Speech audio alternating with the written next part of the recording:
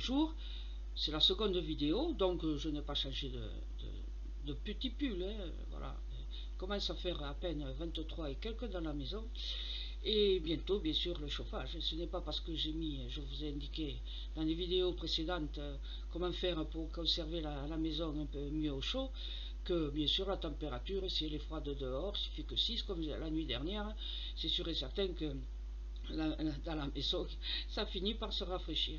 Donc il fait 23,4 ou 7, mais c'est pas grave. C'est pour ça que j'ai ce pull à manche longue là. Voilà, je vous l'ai montré. Par contre, continuons donc sur les voyants.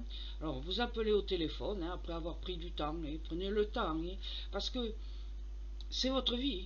Vous allez poser des questions et vous allez vous donner entièrement et vous allez montrer votre vie. Bon, je sais, avec les réseaux sociaux, vous dévoilez beaucoup plus que vous ne devriez de votre vie. Et moi, je le fais pareil sur cette chaîne YouTube, j'en ai dit des choses un peu intimes de ma famille, mais bon, c'est un peu aussi pour vous expliquer d'où je viens et qui je suis.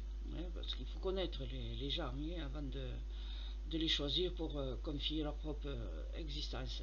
Donc vous avez téléphoné, vous avez un numéro de téléphone, vous pensez que vous avez sélectionné quelqu'un de sérieux et de bien. Bien évidemment, avant de sélectionner, vous avez vérifié sur la publicité. Si quelqu'un met magie noire, envoûtement, retour d'affection, spécialiste des femmes, spécialiste de l'amour, voilà, il n'y a pas de spécialité dans la voyance. Donc celui qui vous dit ça, ça n'est pas quelqu'un de bien.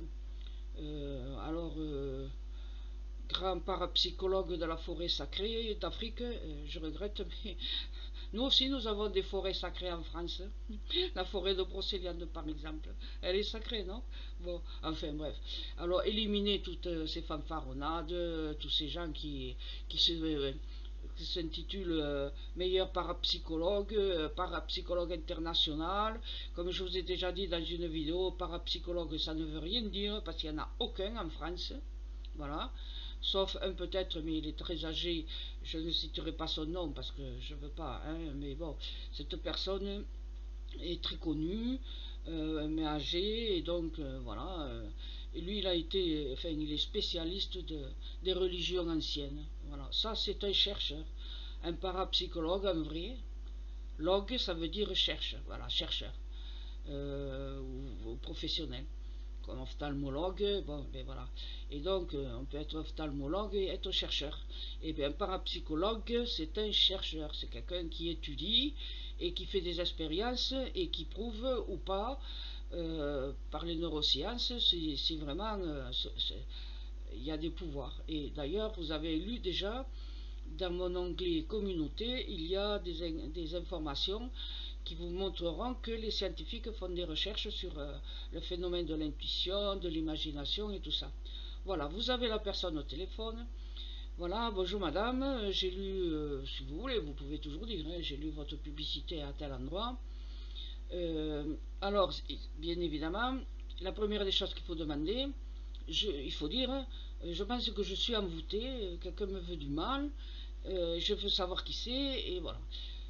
En disant ça en tout premier lieu, d'autorité, d'entrée, si la personne vous dit ah ben écoutez, vous pouvez venir, je vais trouver qui vous en veut et quelle est la magie noire qui a été faite sur vous, hop, vous raccrochez et puis en espérant que vous n'avez pas donné votre nom lisible sur le téléphone là, hein, parce qu'elle saura qui c'est, donc elle vous recherchera et elle pourra vous faire des soucis. Donc voilà, vous faites comme je vous ai dit. Vous posez la question, je crois que je suis envoûté, j'ai des problèmes, est-ce que vous pouvez me désenvoûter?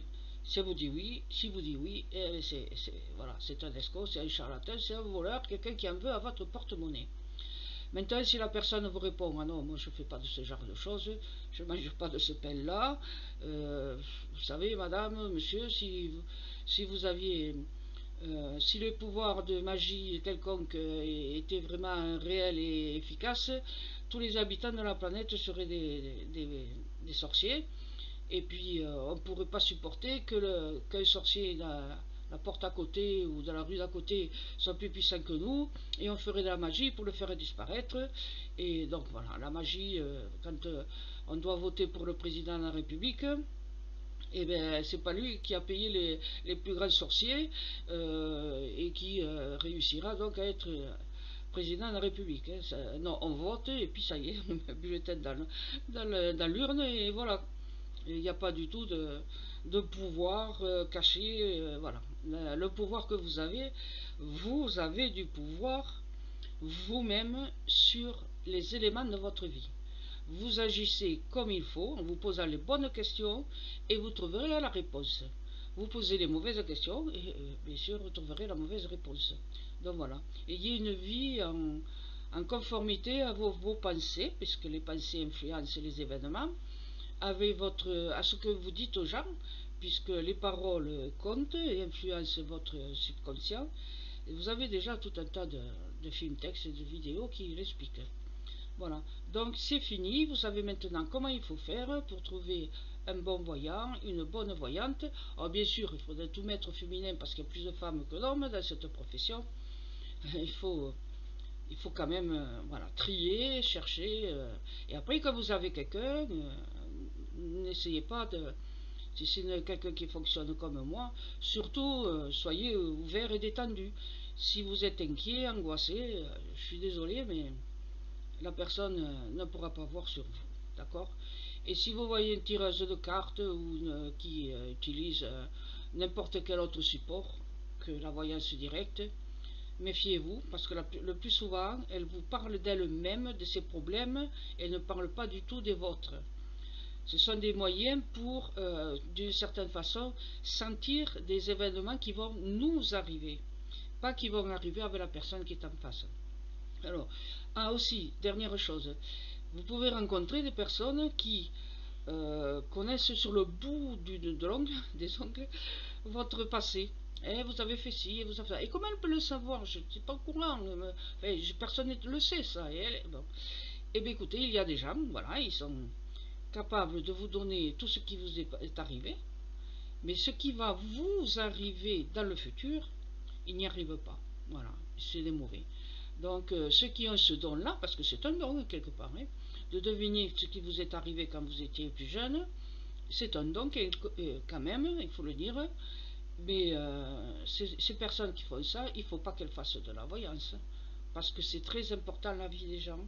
L'avenir, on ne doit pas, comme je vous ai déjà expliqué, on ne doit pas dire aux gens votre fils est à l'armée, en Afghanistan ou au Mali, et bien il va mourir. Ça c'est le genre d'information qu'on ne doit jamais dire à une maman, à une soeur, une mère, une épouse.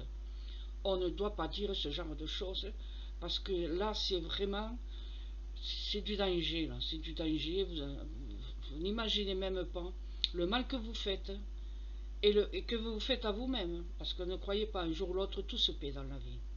À bientôt.